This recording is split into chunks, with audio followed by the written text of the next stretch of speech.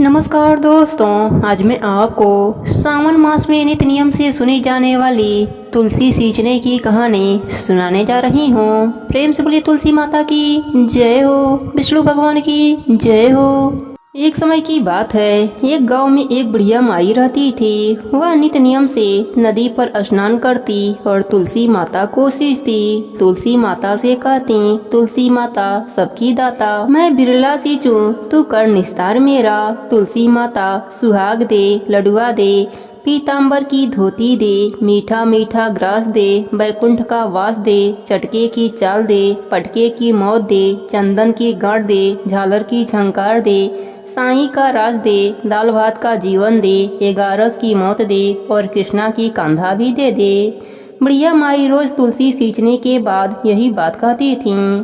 उनकी बात सुनकर तुलसी माता सूखने लगीं। एक दिन भगवान हरि ने पूछा, हे प्रिय, इतनी औरतें तुम्हें सींचती हैं, मीठा भोग लगाती हैं, गीत सुनाती हैं, फिर भी तुम क्यों सूख रही हो? तब तुलसी माता ने कहा, प्रभु, एक बुढ़िया माई रोज मेरे पास आती हैं और रोज मुझसे यही सब बातें कहती हैं। मैं हर बात पूरी कर सकती हूँ, पर श्री हरि का कान्हा कहाँ से ला कर दूंगी? तब भगवान हरि बोले, जब वो मरेगी तब कान्हा देने मैं स्वयं आ जाऊंगा। प्रिय, तुम चिंता मत करो। कुछ दिनों के बाद बुढ़िया माई का देहांत हो गया। बुढ़िया माई के अंतिम संस्कार के लिए गांव के कुछ लोग बुढ़िया माई के मृत शरीर को उठाने लगे तो वह बुढ़िया माई इतनी भारी हो गई कि किसी से भी नहीं उठती। तब सब गांव वाले बोलने लगे कि बुढ़िया माई तो अपने पूरे जीवन में पूजा पाठ किया था, फिर भी यह इतनी भारी कैसे हो गईं? तभी उधर से बूढ़े ब्राह्मण के रूप में भगवान हरि स्वयं वहाँ आए और पूछने लगे कि क्या हुआ। तब सभी कहने लगे, बुढ़िया माई का शरीर उठ नहीं रहा है, लगता है यह पाप भी बहुत करती थीं, इसलिए यह मरने के बाद भारी हो गई हैं।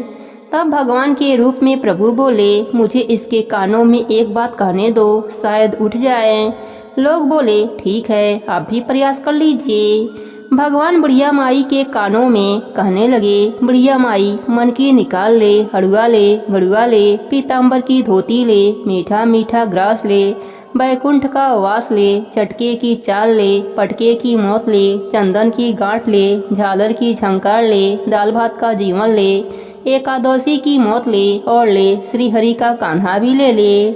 इतना कहते ही बुढ़िया माई हल्की हो गईं। भगवान अपने कंधे पर उसे ले गए। बुढ़िया माई को मुक्ति मिल गई और वह श्री हरि के साथ बैकुंठ लोक को चली गई। हे तुलसी माता, जैसे आपने बुढ़िया माई पर अपनी कृपा करी, वैसे ही अपने सभी भक्तों पर अपनी कृपा बनाए रखना, सबके व्रत को पूर्ण करना। प्रेम से बोलिए तुलसी माता की जय हो, विष्णु भगवान की जय हो। एक लड़की अपने भाई और भाभी के साथ रहती थी। उस लड़की का विवाह नहीं हो पा रहा था। वह लड़की तुलसी माता की बहुत सेवा किया करती थी, नियम पूर्वक तुलसी की पूजा करती और वहीं बैठकर तुलसी माता की कहानी कहा करती थी। लेकिन उस लड़की की भाभी को यह सब पसंद नहीं था। वह हमेशा अपने ननद को ताने दिया करती कि जब देखो तब तुलसी के पास बैठकर कथा कहानी कहती रहती है, कोई काम धंधा नहीं करती। जब इसका विवाह होगा तो बारातियों को भी तुलसी खाने को दे दूंगी और दहेज में भी तुलसी ही दूंगी। कुछ समय के बाद ननद का रिश्ता पक्का हो जाता है और विवाह का समय भी आ जाता है। लेकिन जैसा भाभी ने कहा था वैसा ही किया। वह तुलसी का गमला बारातियों के आगे फोड़कर खाने के लिए रख दिया। ननद तुलसी माता की परम भक्त थी। उसके प्रार्थना करने पर फूटा हुआ गमला स्वादिष्ट भोजन में परिवर्तित हो गए। भाभी ने अपने ननद को तुलसी की माला गले में, हाथों में पहना दिया। भगवान की कृपा से वह हीरे और सोने के ज्वेलरी में बदल गए। वस्त्रों के जगह भाभी ने जनेऊ रख दिया, जो सुंदर रेशमी वस्त्रों में बदल गए। इसके बाद ननद विदा होकर अपने ससुराल पहुंची। ससुराल में सबने ननद को इतने गहने पहने हुए देखा और इतना सामान लाते हुए देखा तो सब गांव वालों ने ननद की खूब प्रशंसा करी। ननद की खूब प्रशंसा होती। शादी के कुछ दिनों के बाद भाभी अपने पति से कहती है कि अब जाओ, अपने बहन को बुला लाओ। वह देखना चाहती थी कि हमने उसकी शादी गरीब घर में करवाई है तो वह कैसे रहती है।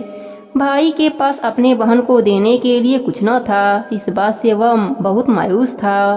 लेकिन वह अपने बहन को लेने के लिए चल पड़ा। जैसे ही वह बहन के घर पहुंचा तो वह सोचने लगा, मैं अंदर कैसे जाऊं? सब लोग देखेंगे तो क्या कहेंगे कि मैं पहली बार बहन के घर आया हूं और कुछ भी लेकर नहीं आया हूं।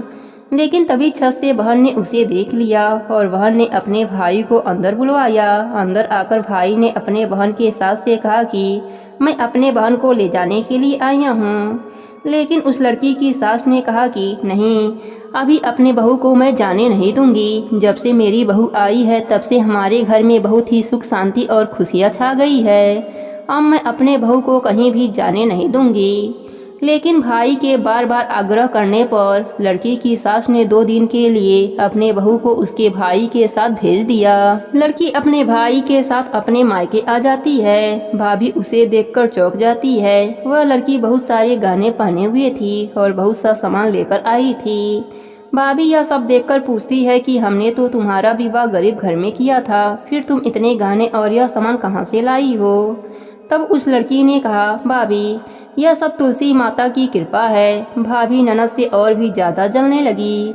2 दिन के बाद ननद अपने ससुराल चली गई। इसके बाद भाभी अपने बेटी को भी तुलसी माता की कथा कहानी कहने के लिए और तुलसी माता को सींचने के लिए कहती है। भाभी अपने बेटी से कहती है, देखो तुम्हारी बुआ ने तुलसी माता की पूजा करी तो उन्हें सब कुछ मिल गया। अगर तुम भी तुलसी माता की पूजा करोगी तो तुम्हें भी सब कुछ मिल जाएगा।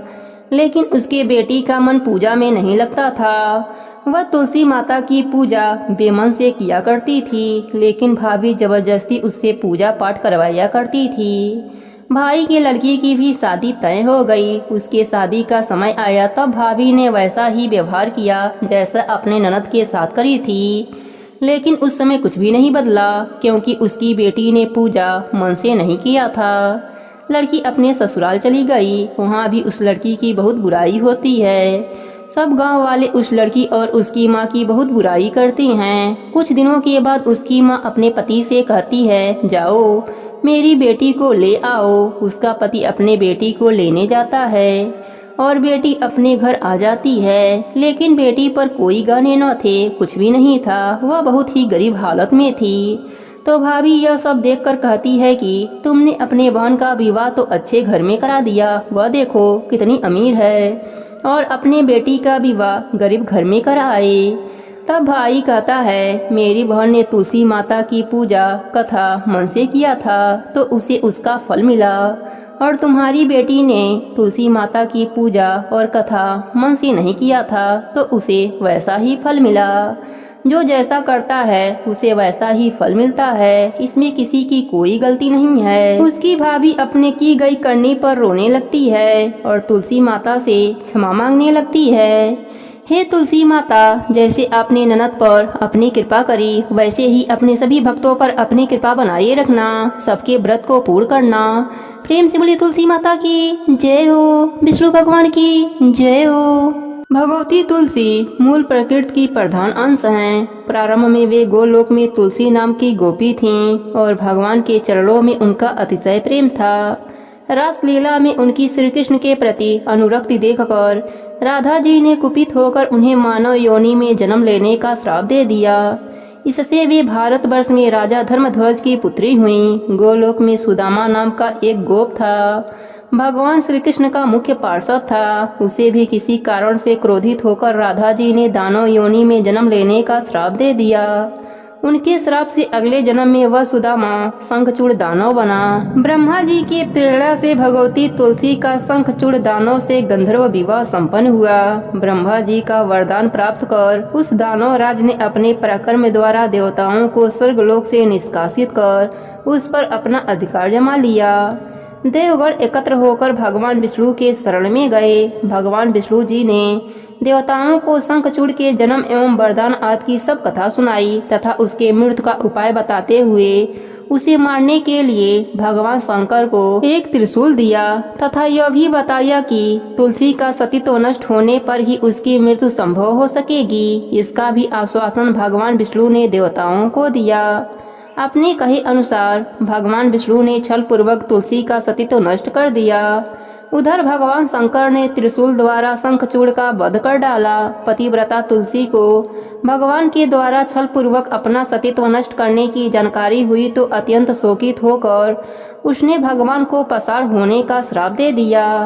तुलसी की कारुणिक अवस्था देखकर उसे समझाते हुए भगवान ने कहा, हे भद्रे, तुमने मेरे लिए बहुत समय तक तपस्या किया था, साथ ही इस शंखचूड़ ने भी तुम्हारे लिए दीर्घ समय तक तपस्या की थी। तुम्हें पत्नी रूप में प्राप्त करने के बाद अंत में वह गोलोक चला गया। अब मैं तुम्हें तुम्हारी तपस्या का फल प्रदान करना उचित समझता हूँ। तुम्हारा यह शरीर गंडकी नदी के रूप में प्रसिद्ध होगा। तुम्हारा केश समूह पूरे वृक्ष के रूप में प्रकट होगा, जो तुलसी नाम से प्रसिद्ध होगी। देव पूजन में प्रयुक्त होने वाले समस्त पुष्पों और पत्तों में तुलसी की प्रधानता होगी। सभी लोकों में निरंतर तुम मेरे सानिध्य में रहोगी। मैं भी तुम्हारे श्राप से पाषाण बनकर गंडकी नदी के तट पर निवास करूंगा। चारों वेदों को पढ़ने तथा तपस्या करने से जो पुण्य प्राप्त होगा वह पुण्य शालिग्राम शिला के पूजन से सुलभ हो जाएगा। उसी समय तुलसी के शरीर से गंडकी नदी उत्पन्न हुई और भगवान हरि उसी के तट पर मनुष्यों के लिए पुण्य फल देने वाले शालिग्राम बन गए। ब्रह्मा जी कहते हैं कि यदि तुलसी के आधे पत्ते से भी प्रतिदिन भक्ति पूर्वक भगवान विष्णु की पूजा की जाए तो भी वे स्वयं आकर दर्शन देते हैं। अपनी लगाई हुई तुलसी जितना ही अपने मूल का विस्तार करती है, उतने ही सहस्त्र युगों तक मनुष्य ब्रह्मलोक में प्रतिष्ठित रहता है। यदि कोई तुलसी को संयुक्त जल से स्नान कराता है तो वह सब पापों से मुक्त हो विष्णु भगवान के लोक में आनंद का अनुभव करता है। जो व्यक्ति तुलसी का संग्रह करता है और लगातार तुलसी का वन तैयार करता रहता है, वह उतने ही पाप मुक्त होकर ब्रह्म भाव को प्राप्त होता है। जिसके घर में तुलसी का बगीचा विद्यमान है, उसका वह घर तीर्थ के समान है। वहाँ यमराज के दूत नहीं जाते। तुलसी वन सब पापों को नष्ट करने वाला, पुण्यमय कामनाओं को देने वाला है। जो श्रेष्ठ मानव तुलसी का बगीचा लगाते हैं वे यमराज को नहीं देखते। जो मनुष्य तुलसी माला धारण करते हैं, पाप उसके शरीर का स्पर्श नहीं करता। जहाँ तुलसी वन की छाया होती है वहीं पितरों की तृप्ति के लिए श्राद्ध करना चाहिए।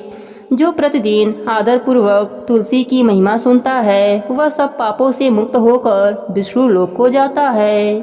प्रेम से बोली तुलसी माता की जय हो, विष्णु भगवान की जय हो। एक समय की बात है, एक गांव में एक ब्राह्मण और ब्राह्मणी रहते थे। उनके कोई भी संतान न थी। ब्राह्मण नित्य नियम से सुबह नदी पर स्नान करने जाया करते थे और घर आकर पूजा पाठ करते थे। एक दिन ब्राह्मण नदी स्नान करने के बाद जाने लगे तो पीछे से किसी ने आवाज दी, बाबा मैं भी आऊं। उस ब्राह्मण ने पीछे मुड़कर देखा पर वहाँ कोई नहीं था। फिर से चले तो फिर से आवाज आई, बाबा मैं भी चलूं। ब्राह्मण ने सोचा कोई दिखता तो नहीं, कौन बुला रहा है। फिर ब्राह्मण ने कहा, भूत प्रेत हो तो मत आना, कोई देव हो तो आना। इतने में एक छोटी सी कन्या आई और बोली, बाबा मैं आपके घर आऊंगी। ब्राह्मण ने अंगुली पकड़ाई और उसे घर लेकर आ गए। घर आने पर उनकी स्त्री बोली, यह कन्या किसकी है। वह कन्या बोली, माँ मैं तेरी हूँ। ब्राह्मणी ने ब्राह्मण से पूछा, क्या बात है। ब्राह्मण ने सारी बात बताई। उन दोनों ने उसे बेटी कहकर पुकारा। वह दोनों पति पत्नी बहुत खुश हुए और बोले, इसका क्या नाम रखें। ब्राह्मण बोला, इसका नाम तुलसी रख देते हैं, यह हमारे आंगन की तुलसी है। अब तुलसी खेलने कूदने लगी। माता पिता भी उसे बड़ा प्रेम करते थे। वह बड़ी हुई तो माता पिता उसकी शादी की चिंता करने लगे। तब तुलसी बोली, मेरी चिंता आप मत करो, मुझे तो स्वयं भगवान श्री हरि लेने आएंगे। आप लोग तैयारियां करो। शादी का मुहूर्त निकला। कार्तिक शुक्ल एकादशी के दिन तुलसी जी का विवाह शालिग्राम जी के साथ हो गया। जब तुलसी जाने लगी उनके माता पिता रोने लगे, बेटी हम तुम्हें कहाँ लेने आएंगे। तब तुलसी ने कहा, माता पिता आप मेरी चिंता मत करना, मेरा ससुराल द्वारिका धाम है। आप जब याद करोगे तो मैं आ जाऊंगी। आप अपने आंगन में तुलसी लगाना, उससे मन को शांति मिलेगी। आंगन की तुलसी को आप सदा हरा रखना, उसकी पूजा अर्चना करते रहना। इतना कहकर तुलसी विदा हो गईं। ब्राह्मण और ब्राह्मणी अपने आंगन की तुलसी की पूजा अर्चना करने लगे। कुछ दिनों के बाद ब्राह्मण और ब्राह्मणी की मृत्यु हो गई। उन्हें लेने विष्णु लोक का विमान आया और वह दोनों ब्राह्मण और ब्राह्मणी बैकुंठ धाम को चले गए। हे तुलसी माता, जैसे आपने ब्राह्मण और ब्राह्मणी पर अपनी कृपा करी, वैसे ही अपने सभी भक्तों पर अपनी कृपा बनाए रखना, सबके व्रत को पूर्ण करना। प्रेम से बोली तुलसी माता की जय हो। एक समय की बात है, एक नगर में एक राजा और रानी रहते थे। उनका एक ही पुत्र था। रानी बड़ा धार्मिक प्रवृत्ति की थी और राजकुमार जो कि बड़ी मन्नतों के बाद पैदा हुआ था, तो राजा और रानी उसे बहुत लाड से पालते थे। अब धीरे धीरे राजकुमार बड़ा हो गया। राजा और रानी को उसकी शादी की चिंता सताने लगी। अब उन्होंने एक योग्य लड़की देखकर राजकुमार का विवाह कर दिया। अब उनका समय बड़ी खुशी से बीत रहा था, लेकिन कहते हैं ना, जो इस संसार में आता है उसे एक दिन जाना ही होता है। इस तरह से राजा बीमार रहने लगा और वह परलोक सिधार गया। राजा के कुछ दिन बाद रानी भी परलोक सिधार गई। अब जो राजकुमार था वह राजा बन गया। अब जो रानी थी उसने एक सुंदर पुत्री को जन्म दिया। लड़की बहुत ही सुंदर थी, लेकिन कहते हैं मरण और जीवन भगवान के हाथों में है, उसमें किसी का जोड़ नहीं। बच्ची के जन्म लेते ही रानी भी परलोक सिधार गई। अब राजा बेचारा अकेला रह गया। अब उसने लड़की का देखभाल करने लगा। 2-4 दिन 10 दिन तो बीत गए, लेकिन वह राजकाज संभाले या लड़की की देखभाल करे। तब राजा के जो मंत्री जन थे उन्होंने राजा को समझाया कि महाराज, आप दूसरा विवाह कर लीजिए, जिससे आपकी बेटी भी पल जाएगी। आपकी बेटी तो वैसे ही इतनी अभागन है, बेचारी के जन्म लेते ही उसकी माँ स्वर्ग सिधार गई। अब राजा को सबकी सलाह अच्छी लगी। राजा की दूसरी शादी हो गई। दूसरी रानी घर में आ गई। दूसरी रानी को दयावती बिल्कुल भी नहीं भाती थी। वह उससे बहुत चिढ़ती थी। दयावती अभी बहुत छोटी थी। उसे वह भूखा रखती, वह रोती रहती, लेकिन उस पर कोई भी ध्यान नहीं देती थी। जब राजा आता तो उसके सामने उसे छोटी बच्ची का देखभाल करने का दिखावा करती। राजा समझता कि मेरी बेटी की अच्छे से देखभाल हो रहा है। धीरे धीरे दयावती 1 साल की हो गई। उसके घर में एक और पुत्री का जन्म हुआ। उसके आने से पूरे नगर में मिठाइयाँ बटी, नाच गाना हुआ और उस लड़की का नाम सुखवती रखा गया। सबने कहा कि उसके आने से घर में खुशियों का माहौल हो गया है। राजा की 2 बेटियां हो गई। दोनों में 1 साल का अंतर था। अब धीरे धीरे लड़कियां थोड़ी बड़ी हो गईं। जो रानी की थी वह अपने बेटी को बहुत प्यार करती थी। उसका बचा कुचा जो बासी भोजन होता उसे वह दयावती को दे देती। दयावती बहुत होनहार लड़की थी। वह बहुत पूजा पाठ करती थी। जहाँ भी नगर में पूजा पाठ होता वह वहाँ पर चली जाती। इससे उसको बहुत मार पड़ती, साथ ही डांट भी खानी पड़ती, लेकिन उसका मन पूजा पाठ में बहुत लगता था। रानी को इस बात से बहुत जलन होती थी कि यह तो पूरा दिन पूजा पाठ करती रहती है, क्योंकि दयावती जो थी वह सुखवती से ज्यादा सुंदर थी। उस चीज का भी रानी को बहुत जलन होती थी। अब रानी की बेटी सुखवती विद्यालय में पढ़ने के लिए जाती, लेकिन जो दयावती थी वह घर पर रहती, उसको पढ़ने के लिए नहीं जाने देती। जब राजा कहता कि इसको विद्यालय में पढ़ने भेजा करो, तो रानी कहती कि मेरी तबीयत खराब रहती है, यह तो बड़ी है, थोड़ा हाथ बटाएगी तो मेरा भी काम हो जाएगा। राजा के जाने के बाद वह दुखवती से घर का सारा काम कराती, उसे तरह तरह से डांट लगाती, उसको हर तरह से दुख प्रदान करती। अब धीरे धीरे दोनों कन्याएं बड़ी होने लगीं और विवाह योग्य हो गईं। अब राजा भी जान चुका था कि दयावती को बिल्कुल भी इसकी माँ पसंद नहीं करती है, उसके साथ सौतेला व्यवहार करती है। अब रानी ने कहा इस दयावती की शादी कर दो, जिससे कि हमें इससे छुटकारा मिल जाए। राजा ने कहा ठीक है, शादी लायक तो मेरी बेटी हो ही गई है, लेकिन उचित वर देखकर ही शादी करूंगा, सही लड़का मुझे मिलने दो। इस पर रानी अनशन लेकर बैठ गई और कहने लगी दयावती के जीवन में सुख नहीं होने चाहिए। यह कहकर राजा से जिद कर लिया कि या तो इस लड़की का विवाह किसी गरीब घरे में करा दो, नहीं तो मैं जहर खाकर अपनी जान दे दूंगी। अब राजा एक रानी को खो चुका था, वह दूसरी रानी को खोना नहीं चाहता था, इसलिए वह बहुत डर गया और उसने दयावती का विवाह भिखमंगा से करा दिया। उसके साथ विदा होकर दयावती अपने ससुराल आ गई। इधर जो उसकी अपनी बेटी थी सुखवती, वह भी विवाह योग्य हो गई थी। तब रानी ने राजा से कहा कि इसकी शादी नगर के सबसे ऊंचे खानदान में होनी चाहिए। अब राजा ने उस नगर का सबसे जो अमीर घराना था उसमें सुखवती की शादी करा दी। दोनों बहनें एक ही नगर में रहती थी। एक नगर के सबसे अमीर खानदान में थी और एक बेचारी भिखमंगे के घर में थी। उसके घर में 2 वक्त का खाना भी नहीं रहता था और उसका पति हाथ पैर से भी लाचार था, ऊपर से शराब पीता था जो कि वह बीमार रहता था। अब दुखवती के दुखों के दिन शुरू हो गए। लोग उसे दुखिया के नाम से भी पुकारने लगे कि बेचारी ने जब से जन्म लिया है तब से दुख ही दुख देख रही है। अब बेचारी दूसरे के घरों में चौका बर्तन करती, क्योंकि उसका एक बेटा भी हो गया था और उसका पालन पोषण भी करना था। अब बेचारी दूसरे के घरों में काम करके गुजारा करती थी। एक दिन सुखवती ने सोचा कि चलकर देखूं तो सही दुखवती के क्या हाल चाल हैं, क्योंकि अब उसका नाम दयावती से दुखिया दुखवती हो गया था। सुखवती सोचने लगी क्यों ना इससे अपने घर का सारा काम कराया जाए, फ्री में नौकरानी मिल जाएगी। वह उससे कहने लगी, बहन मेरे से तेरी हालत देखी नहीं जाती, इसलिए मैं तेरे घर पर आई हूँ। एक काम कर, तू मेरे घर का काम करने आ जाया कर, उसके बदले मैं तुम्हें खाना दे दिया करूँगी। इस पर दुखनी कहने लगी, ठीक है बहन, मैं औरों के घर पर भी झाड़ू पोछा करती हूँ, उनका बासी बचा हुआ खाती हूँ, उसे ही हम खाते हैं, उसी से हमारा गुजारा चलता है।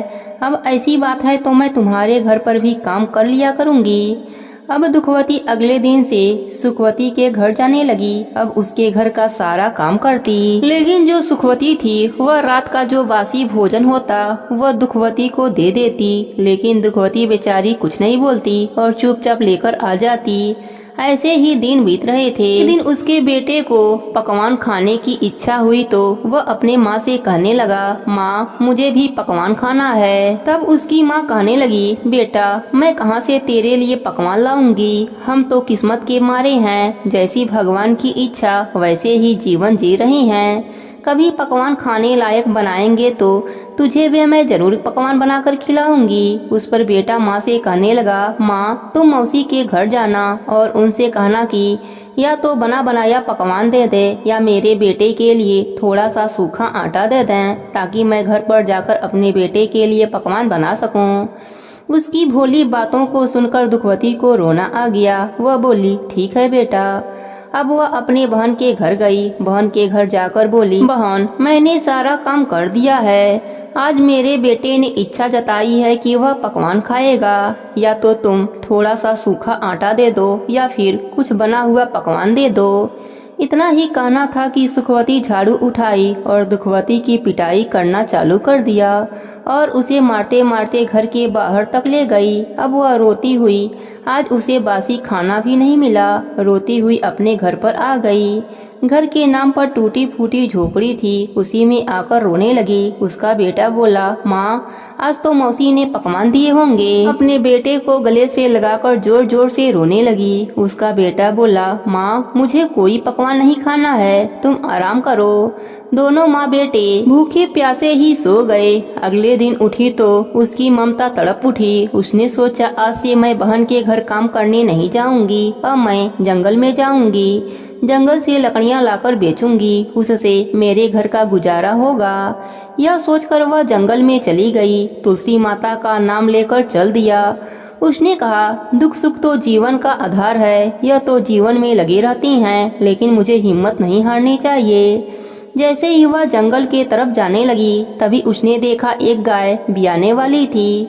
उसको प्रसव पीड़ा हो रहा था तो गाय ने कहा, बहन तुम मेरी मदद कर दो, मुझे बहुत पीड़ा हो रही है। तब वह गाय के पास जाकर उसकी कमर पर हाथ सहलाने लगी, जिससे गाय का प्रसव पीड़ा कम हो गया और उसने बछड़े को जन्म दिया। गाय ने उसे बड़ा आशीर्वाद दिया। वह गाय की मदद करके जैसे ही आगे चली तो उसे एक नागिन दिखाई दी। नागिन को देखकर दुखवती डर गई, लेकिन नागिन ने कहा, बहन मैं बहुत कष्ट में हूँ, यह केचुली मेरे ऊपर चिपक गई है, जिससे मुझे बहुत परेशानी हो रही है, तुम मुझे इस केचुली से बाहर करने में मेरी मदद करो। तो दुखवती ने डरते हुए कहा कि मैं तुम्हारी मदद तो कर दूंगी, लेकिन अगर तुमने मुझे डस लिया तो मेरा बेटा अकेला रह जाएगा जो कि भूखा प्यासा है। वह कहने लगी, नहीं, तुम मेरी मदद करोगी तो मैं तुम्हें क्यों डसूंगी।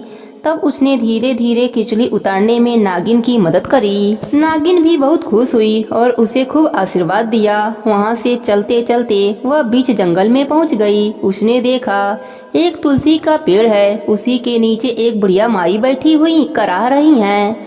वह बुढ़िया माई के पास गई और कहने लगी, माँ क्या परेशानी है तुम्हें। तो बुढ़िया माई कहने लगी, मैं बहुत परेशान हूँ, दूर दूर तक कोई भी दिखाई नहीं दे रहा है जो मेरी मदद कर सके। वह बुढ़िया माई की मदद करने लगी, कभी उनके हाथ पैर दबाती, जो बुढ़िया माई कहती वही वह कर देती, जिससे बुढ़िया माई बड़ी ही प्रसन्न हुई। उन्होंने कहा, बेटी मेरा थैला टंगा हुआ है, जरा उसे उतार दे और अपने साथ ले जा। उसने कहा, माँ मैं तुम्हारा थैला क्यों ले लूं, तुम अपना थैला अपने पास रखो, मैं तो जंगल से लकड़ियाँ बीनने आई हूँ, मेरा बेटा भूखा प्यासा मेरी राह देख रहा होगा। वह आंखों में आंसू भर के बोली। तब बुढ़िया माई ने कहा कि जरा थैला तो ला और उसमें अपना हाथ डाल, जो तेरे हाथ में आए वह ले जाना। वह सोचने लगी, खाने पीने की कोई चीज होगी, बुढ़िया माई दया करके मुझे दे रही होंगी। दुखवती ने जैसे ही थैला में हाथ डाला तो उसमें सोना चांदी भरा हुआ मिला।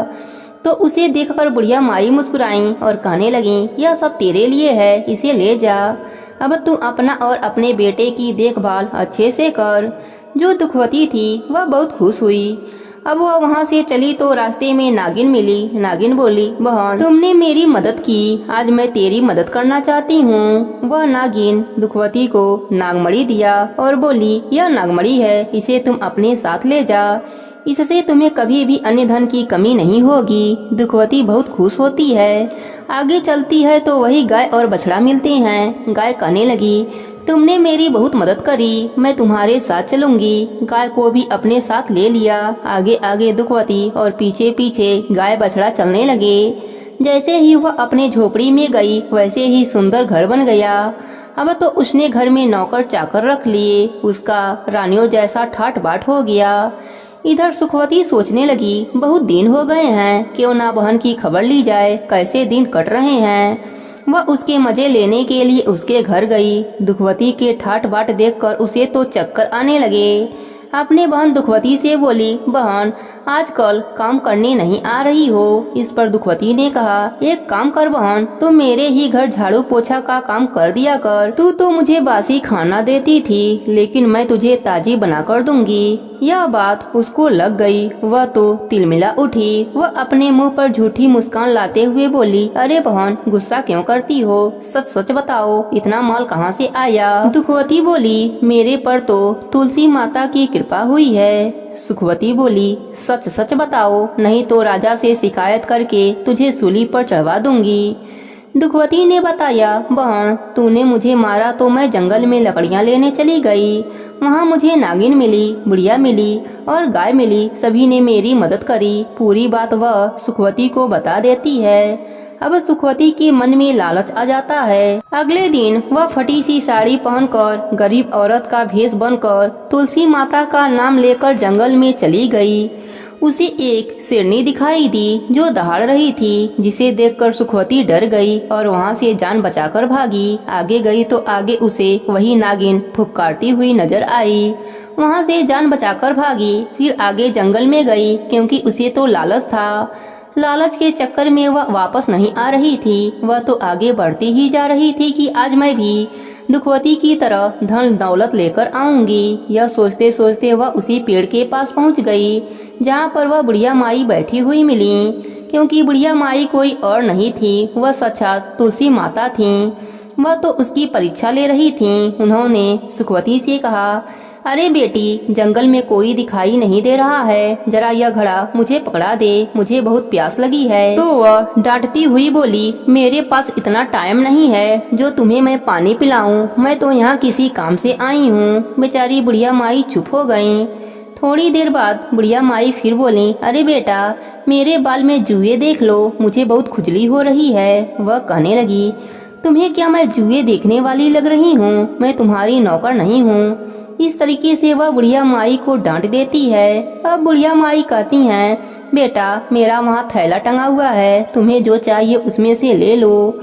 अब उसे दुखनी की बात याद आती है कि कैसे बुढ़िया माई उसे थैला में से धन ले जाने के लिए बोला था।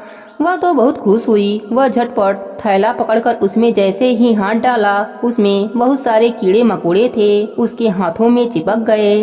अब वह चिल्लाने लगी कि यह क्या हुआ, तुमने मेरे बहन को तो इतना धन दिया और मुझे यह कीड़े मकोड़े क्यों दिए। तब बुढ़िया माई एक छड़ी उठाती हैं और उसकी खूब पिटाई करती हैं और कहती हैं, तेरी बहन तो सत्य की है, वह तो तुलसी माता की परम भक्त है, तुलसी माता को नित्य नियम से सींचती है, कथा कहानी सुनती है, भोली भाली है, और तुम इतना कुछ होते हुए भी लालच के बल पर उसे नीचा दिखाने के लिए आई हो। बुढ़िया माई उसे मारते मारते जंगल से बाहर लाती हैं। अब उसको अपने करनी पर बहुत पछतावा होता है। वह सीधी वहाँ से दुखवती के पास जाती है और उसके पैरों में गिरकर माफी मांगने लगती है कि बहन, बचपन से लेकर आज तक हमने तुम्हारे साथ बहुत बुरा किया है, तुम मुझे माफ कर दो। दुखनी तो दिल की बहुत अच्छी थी, उसे उठाकर अपने सीने से लगा लिया और अपने बहन को माफ कर दिया। इधर उसके माता पिता की आंखों की रोशनी चली गई। फिर वह भी अपने करने पर पछताने लगे कि हमने पाप किया है, इसलिए हमें भगवान सजा दे रहे हैं। तुलसी माता की कृपा से दुखवती यह लोक में सुखों को भोगी और मरने के बाद बैकुंठ लोक का सुख मिला। हे तुलसी माता, जैसे आपने दुखनी पर अपनी कृपा करी, वैसे ही अपने सभी भक्तों पर अपनी कृपा बनाए रखना। प्रेम से बोलिए तुलसी माता की जय हो, विष्णु भगवान की जय हो। एक समय की बात है, एक गांव में एक परिवार रहता था जिसमें 5 भाई और उनकी एक छोटी बहन रहते थे और उनके माता पिता की मृत्यु हो गई थी। 5 भाई अपने छोटी बहन को बहुत प्यार स्नेह से रखते थे। उस लड़की की उम्र अभी 5 साल की थी। वह तुलसी माता की परम भक्त थी। वह हर रोज तुलसी माता को सींचती। उसके भाई भी पूजा के सामान लाने में उसकी मदद किया करते थे। समय बीतता है, धीरे धीरे उसके सभी भाइयों की शादी हो गई। लड़की अब बड़ी हो गई थी। धीरे धीरे भाइयों के बच्चे भी हो गए। वह लड़की अब विवाह योग्य हो गई। एक दिन की बात है, सभी भाई आपस में बात करने लगे कि अब हमारे परिवार बढ़ गए हैं और बहन भी विवाह योग्य हो गई है, इतनी कमाई से कुछ नहीं होगा, तो चलो हम सब नौकरी करने शहर में चलते हैं। लड़की के सब भाई शहर चले गए। घर में उसकी भाभियां, बच्चे और वह लड़की रह जाते हैं। इधर लड़की की पूजा पाठ करना उसकी भाभियों को पसंद नहीं था। उसकी चारों भाभियां आपस में बातें करती कि यह सारा दिन पूजा पाठ में लगी रहती है, कोई काम धंधा नहीं करती है। अब इसे कहते हैं पूजा पाठ छोड़कर घर का काम काज कर लिया करो, नहीं तो उसे भोजन नहीं दिया जाएगा। फिर चारों भाभी अपनी ननद के पास गईं और बोलीं, तुम सारे दिन पूजा पाठ में लगी रहती हो, कोई काम नहीं करती, अब पूजा पाठ छोड़ो और कुछ काम कर लो, नहीं तो हम तुम्हें खाना नहीं देंगे। लेकिन लड़की ने कहा मैं पूजा पाठ करना नहीं छोड़ूंगी। तो भाभियों ने उस दिन उसे खाना नहीं दिया। बेचारी पूरे दिन भूखी प्यासी रही और तुलसी माता को याद करती रही। उसके छोटी भाभी को यह सब बहुत बुरा लगा, तो वह सभी के सो जाने के बाद रात में अपना खाना लड़की के पास ले गई और कहने लगी, तुम खाना खा लो, मेरे होते हुए तुम भूखी नहीं रह सकती। लड़की खाना खाकर सो जाती है। सुबह जब लड़की उठी तो उसकी चारों भाभियों ने कहा, जाओ जंगल से लकड़ी लेकर आओ, खाना बनाना है, लेकिन ध्यान रहे बिना कुल्हाड़ी और बिना रस्सी बांधे तुम्हें लकड़ी लाना है, अगर ऐसा नहीं करोगी तो हम तुम्हें इस घर से निकाल देंगे। भाभियों ने उसे जंगल में भेज दिया और पूजा भी नहीं करने दिया। लड़की जंगल में गई और उसने हाथ से लकड़ियां तोड़कर इकट्ठा कर लिया। फिर उसने सोचा, अब मैं क्या करूं, बिना रस्सी के इन्हें कैसे बांधूं। यह सोचते सोचते लड़की जोर जोर से रोने लगी। तभी तुलसी माता वहां प्रकट हुई और लड़की से बोली, क्या हुआ बेटी, तुम क्यों रो रही हो। तब लड़की ने सारी बात तुलसी माता को बताई। तब तुलसी माता ने कहा, बेटी तुम चिंता मत करो। तुलसी माता ने विष्णु भगवान के शेष नाग को बुलाया और कहा, तुम रस्सी बनकर लकड़ियों में बंध जाओ, लेकिन ध्यान रहो तुम किसी को भी दिखाई मत देना। तब नाग देवता रस्सी बनकर इस प्रकार लकड़ियों में बंध गए कि कोई उन्हें देख ना सके। फिर वह लड़की लकड़ी लेकर अपने घर आई और लकड़ी एक तरफ रख दिया। नागराज वापस लौट गए। लड़की अपने भाभियों के पास गई और कहने लगी, भाभी मैं लकड़ी ले आई हूँ। भाभियों ने पूछा, किससे बात कर लाई हो? तब लड़की ने कहा, किसी से नहीं, ऐसे ही इकट्ठा करके लाई हूँ। भाभी देखने गई तो उन्हें बहुत आश्चर्य हुआ। तब लड़की ने कहा, भाभी अब तो खाना मिलेगा। तब भाभियों ने कहा, हाँ खा लो खाना। तब लड़की ने कहा, भाभी मैं पहले नहा लेती हूँ क्योंकि जंगल में बहुत गंदगी थी। लड़की नहाने जाती है और चुपचाप लोटा में पानी भरकर तुलसी माता को सींचती है। साथ ही हाथ जोड़कर कहती है, हे माता मेरे पास सिर्फ जल है। जब मेरे भाई आ जाएंगे तो मैं अच्छी तरह से आपकी पूजा करूंगी। और माथा टेक कर वह अपने घर आ जाती है। फिर खाना खाकर सो जाती है। अगले सुबह फिर भाभियाँ उसको पूजा करने नहीं देती और लड़की के पास जाकर कहती हैं, जाओ यह धान कूट कर लाओ, आज खीर बनानी है, लेकिन ध्यान रखना कि बिना ओखली के चावल साफ करने हैं और एक भी चावल कम नहीं होने चाहिए। अगर एक भी चावल टूटा या कम हुआ तो तुम्हें खाना नहीं मिलेगा। लड़की धान लेकर बाहर चली गई और बैठकर जोर जोर से रोने लगी। तभी तुलसी माता फिर से प्रकट हुई और बोली, क्या हुआ बेटी? तब लड़की ने माता से सारी बात बताई। तब माता ने कहा, कोई बात नहीं, हम तुम्हारी मदद करते हैं। तुलसी माता की कृपा से बहुत सारी चिड़िया आईं और कुछ ही समय में चावल साफ हो गई, लेकिन उनमें से एक चिड़िया एक चावल छुपा ले गई। लड़की जब चावल लेकर अंदर गई तब उस लड़की की भाभियों ने चावल गिने और कहा, इसमें तो एक चावल गायब है, बताओ एक चावल कहाँ गया? बताओ नहीं तो हम तुम्हें बहुत मारेंगे। लड़की ने कहा, भाभी इतने ही चावल थे। तब भाभियों ने कहा, नहीं एक दाना कम है, जाओ लेकर आओ। लड़की फिर बाहर जाकर रोने लगी। तुलसी माता फिर आई और उन्होंने कहा, क्या बात है बेटी, अब क्या हुआ? तब लड़की ने कहा, चावल का एक दाना कम है, अगर वह नहीं मिला तो भाभियाँ मुझे बहुत मारेंगी। तब तुलसी माता ने नागराज को बुलाया और कहा कि जाओ उन चिड़ियों के पास जाओ और चावल लेकर आओ। तुलसी माता की आज्ञा से नाग उन चिड़ियों के पास गया और कहा, बताओ एक चावल किसने चुराया है? बताओ नहीं तो मैं सबको खा जाऊंगा। तब डर के मारे वह चिड़िया आई और वह चावल नाग देवता को दे दिया। नाग देवता चावल लेकर तुलसी माता के पास आए। तुलसी माता ने वह चावल लड़की को दे दिया। लड़की चावल लेकर घर के अंदर गई। लड़की ने चावल लाकर अपने भाभी को दिया। भाभियाँ रोज उसे सताती रहती थीं, उसे पूजा पाठ नहीं करने देती थीं। फिर एक दिन एकादशी का व्रत आया तो लड़की ने व्रत रखा। भाभियों को यह बात पता चली तो उन्होंने गुस्से से उस लड़की को एक काला कंबल दिया और कहा, जाओ इसे धोकर लाओ, इसे जब तक धोना तब तक कि यह सफेद न हो जाए। लड़की कंबल लेकर कुएं पर गई और वहाँ बैठकर वह रोने लगी। तभी उसके भाई उसी रास्ते से घर आ रहे थे। जब भाइयों ने रोने की आवाज सुनी तब उन्होंने कहा, यहाँ तो हमारी बहन की आवाज आ रही है। भाई अपने बहन के पास गए और देखा कि हमारी बहन रो रही है। भाइयों ने पूछा कि बहन तुम क्यों रो रही हो? तब बहन ने सारी बात अपने भाइयों को बताई। उसने कहा, भैया जब से आप लोग शहर गए हैं तब से भाभियाँ मुझे बहुत परेशान करती हैं, खाना भी कभी काल देती हैं। जैसे तैसे मैं दिन काट रही हूँ और आज यह कंबल दिया है और कहा है कि जब तक धोना तब तक कि यह सफेद न हो जाए। भाइयों को अपने बहन की ऐसी हालत देखकर बहुत दुख हुआ। सभी भाई अपने बहन को बाहर खड़ा करके घर में गए और अपने बहन को बुलाने लगे। तब चारों भाभियों ने कहा, तुम्हारी बहन मंदिर जाती है, तुलसी सींचती है, वह सारा दिन पूजा पाठ में लगी रहती है, कोई काम धाम नहीं करती है।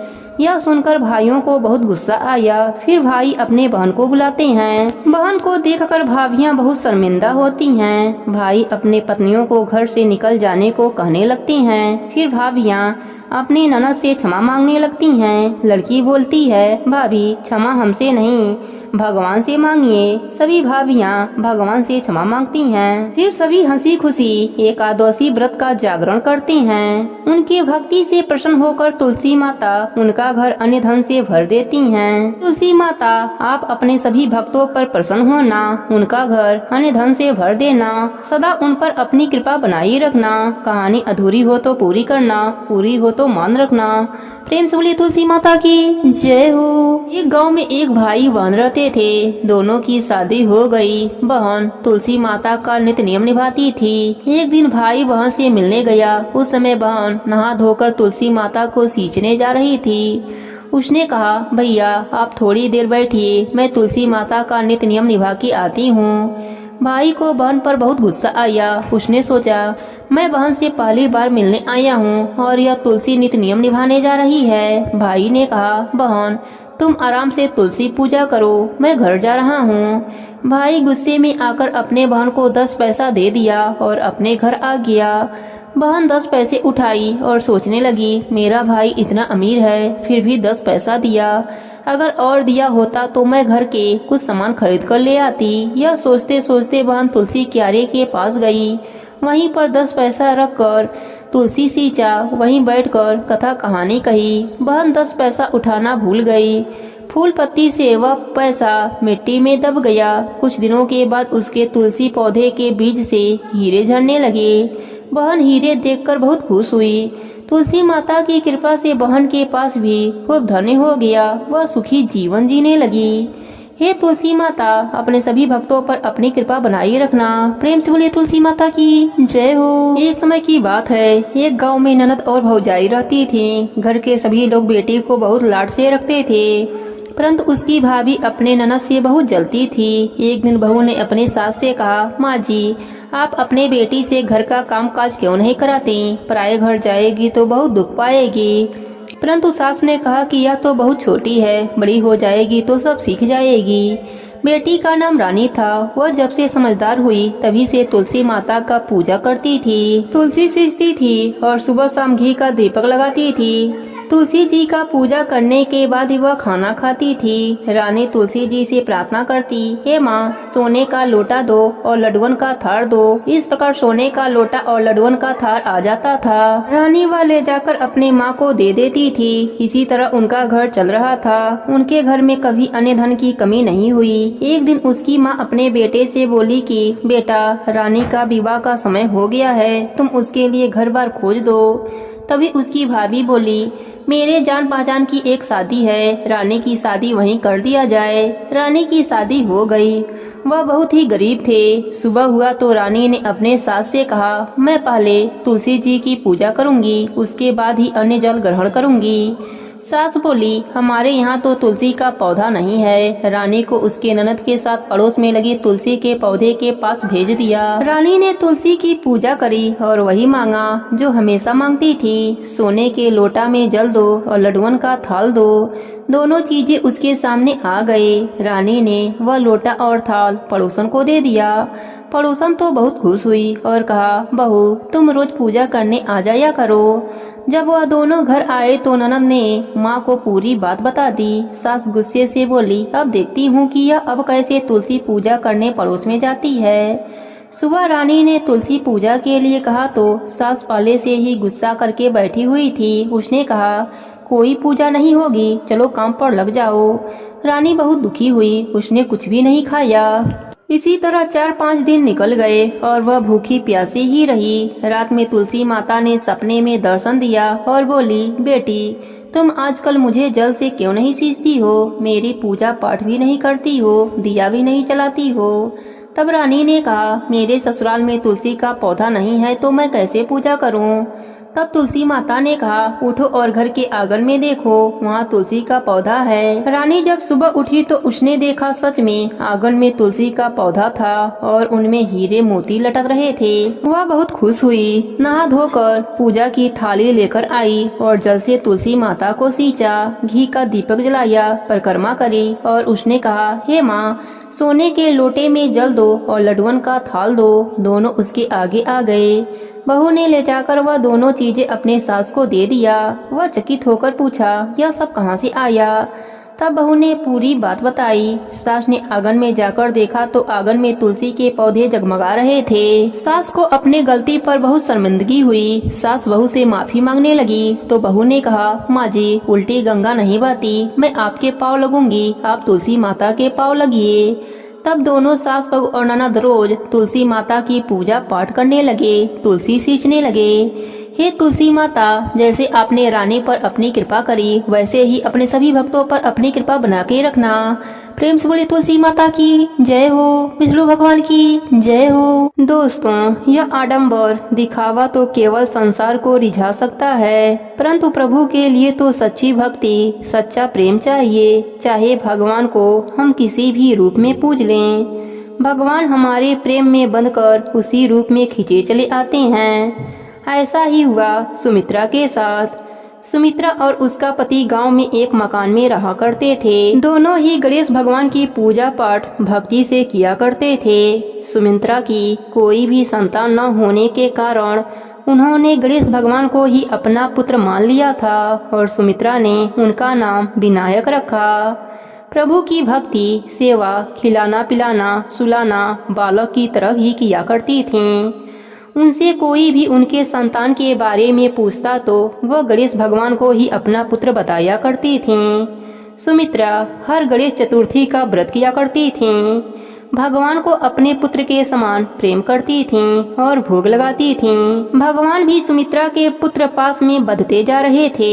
एक दिन गणेश चतुर्थी पर प्रभु ने भी अपना प्रेम परिचय देते हुए सुमित्रा के द्वारा बनाई हुई खीर का भोग खा लिया। जब पात्र को खाली देखा तो सुमित्रा की आंखों से आंसू झरझर बहने लगे। वह कहने लगी, आज तो मेरा बच्चा बहुत भूखा था, आज मेरे बालक को बहुत जोरों से भूख लगी थी, पूरा पात्र खाली है। आप चिंता मत कीजिए, आपको खीर इतनी ही पसंद आई है तो मैं हर रोज आपके लिए खीर बनाया करूंगी। ऐसा कहकर अब सुमित्रा रोज खीर बनाती और प्रभु को भोग लगाती। ऐसे ही समय बीतता चला गया और प्रभु ने सुमित्रा को मां बनने का सौभाग्य प्रदान किया।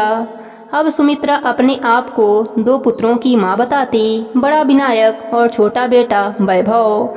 समय के साथ वैभव बड़ा हो गया। मां ने उसको खूब पढ़ाया लिखाया, उसकी शादी करा दी। शादी के बाद वैभव के पिता स्वर्ग सिधार गए। अब सुमित्रा बेटा बहू के साथ ही रहने लगी। वैभव का मन गांव में नहीं लगता था, उसकी नौकरी कलकत्ता में लग गई।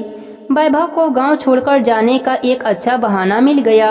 उसने अपने पत्नी के साथ कलकत्ता जाने का निश्चय कर लिया। सुमित्रा ने उसे बहुत समझाया कि वह बुढ़ापे में अकेली रह जाएगी, पर वैभव जाने का मन बना लिया था और वह कलकत्ता चला गया। ऐसे ही 5 वर्ष का समय बीत गया। सुमित्रा की अब उम्र हो चली थी। उसका स्वास्थ्य कभी ठीक रहता, कभी खराब रहता था, पर उसने गणेश भगवान की भक्ति करना नहीं छोड़ा। उम्र के साथ साथ शरीर थकने लगा। परिश्रम भी सुमित्रा के बस की बात नहीं रही। पुत्र विनायक से यह देखा नहीं जा रहा था कि मेरी माँ अब कैसे ढलती जा रही है, बीमार रहने लगी है। वह वैभव के हम उम्र बनकर कलकत्ता जा पहुँचे और वैभव से मिले। वैभव ने उनका परिचय पूछा तो भगवान ने कहा, वैभव, तुमने मुझे पहले नहीं देखा है, मैं तुम्हारे ही गांव का हूँ, मुझे तुम अपना बड़ा भाई समझो। मेरा नाम विनायक है। वैभव, तुम्हारी माँ बहुत बीमार है, उन्हें इस समय तुम्हारी जरूरत है। वैभव, तुम अपनी माँ के पास जाओ। देखो विनायक, मुझे काम करने दो, मुझे बार बार छुट्टी नहीं मिल सकती, जब छुट्टी मिलेगी तब चला जाऊंगा। ऐसा कहकर वैभव ने विनायक जी की बात टाल दी। उधर सुमित्रा की तबीयत खराब होती चली गई। गणेश चतुर्थी का दिन आया। सुमित्रा का व्रत था। वह बहुत परेशान थी कि कैसे व्रत होगा, कैसे खीर बनेगी और कैसे मैं अपने पुत्र को भोग लगा पाऊंगी। वह बिस्तर पर पड़ी पड़ी सोचने लगी कि आज तो मेरा पुत्र भूखा ही रह जाएगा। विनायक ने सोचा, माँ ने तो अपने प्रेम का परिचय पूरा जीवन दिया है, अब मेरी बारी है। अब गणेश जी एक सुंदर युवक का रूप धारण करके सुमित्रा के घर पहुँचे और आवाज लगाने लगे, अरे कोई घर में है क्या, जरा थोड़ा सा पानी पिला दो। सुमित्रा ने अंदर से आवाज मारी, बेटा कौन है, अंदर ही आ जाओ, मैं बहुत बीमार हूँ, मैं स्वयं खा पी नहीं सकती, आओ अंदर आकर स्वयं ही पानी पी लो। गणेश भगवान अंदर आए और बोले, मैया यह लकड़ी का गट्ठर कहाँ पर रख दूं, तो फिर थोड़ा पानी भी पी लूंगा और सुस्ता भी लूंगा।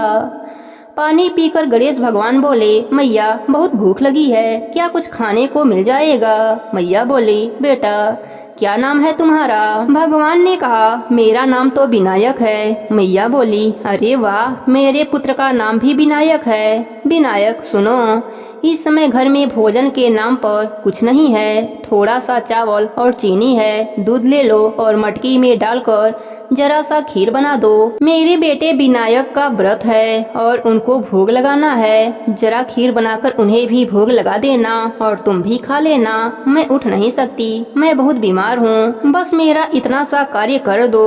विनायक ने कहा, माँ इतना सा कार्य क्यों, मैं तो जब तक आपके पास रहूँगा जब तक आप ठीक नहीं हो जाती।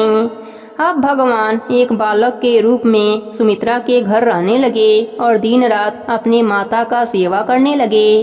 धीरे धीरे सुमित्रा का स्वास्थ्य ठीक हो गया। अब एक दिन विनायक जी बोले, माँ अब तुम बिल्कुल ठीक हो गई हो, अब मुझे जाना चाहिए। और प्रेम भी और आशीर्वाद भी है कि जब तक आप जियोगी स्वस्थ रहोगी, आपको कोई कष्ट कोई बीमारी नहीं होगी, आपके पास नौकर चाकर धन्य धान सब कुछ होगा, आपको किसी के भी सहारे की आवश्यकता नहीं पड़ेगी। सुमित्रा रोने लगी और बोली, बेटा विनायक आप जा रहे हो तो कब आओगे, तुम्हें जाने देने का मन तो नहीं कर रहा। माँ आप जब याद करोगी मैं आ जाऊंगा। यह कह के गणेश भगवान घर से विदा होने लगे। वह आगे आगे चलते जा रहे हैं और पीछे पीछे सुमित्रा का घर धन्य धन से भर रहा था। विनायक के जाने के बाद सुमित्रा ज्यों ही अपने घर की तरफ पलटी तो देखा घर के स्थान पर महल बन गया, धन्य धन से परिपूर्ण हो गया। सुमित्रा को समझते देर न लगी कि इतने दिन से जो घर में रह रहा था वह और कोई नहीं स्वयं उसके पुत्र गणेश भगवान जी थे। वह भागी भागी घर के मंदिर में गई तो देखा प्रभु ने चरण चिन्ह मंदिर में छोड़ गए हैं। वह चरण चिन्हों को पकड़कर खूब रोने लगी और कहने लगी, हे पुत्र, जिनके दर्शन पाने के लिए जीवन भर ललायित रही, आज उन्हीं से अपना सेवा करवाया। जिस पुत्र को लाड करने के लिए बेचैन रहती थी, आज उसी पुत्र से मैंने अपनी सेवा करवाई। भगवान ने सुमित्रा को सपने में दर्शन दिया और कहा, माँ यह सारा धन्य धान आपके लिए है, मैं इसी तरह पुत्र की भांति आपसे मिलने आता रहूँगा। आप अपना जीवन यापन अच्छे से कीजिए और आप मरने के बाद मेरे साथ मेरे लोक में वास करेंगी। इतना कहकर गणेश जी अंतर ध्यान हो गए। अब सुमित्रा दान धर्म का खूब कार्य करती। पूरा गांव सुमित्रा का था और सुमित्रा पूरे गांव की हो गई थी। हे गणेश जी महाराज, जैसे आपने सुमित्रा पर अपनी कृपा करी वैसे ही अपने सभी भक्तों पर अपनी कृपा बनाए रखना। प्रेम से बोले गणेश भगवान की जय हो, भोलेनाथ की जय हो, पार्वती माता की जय हो।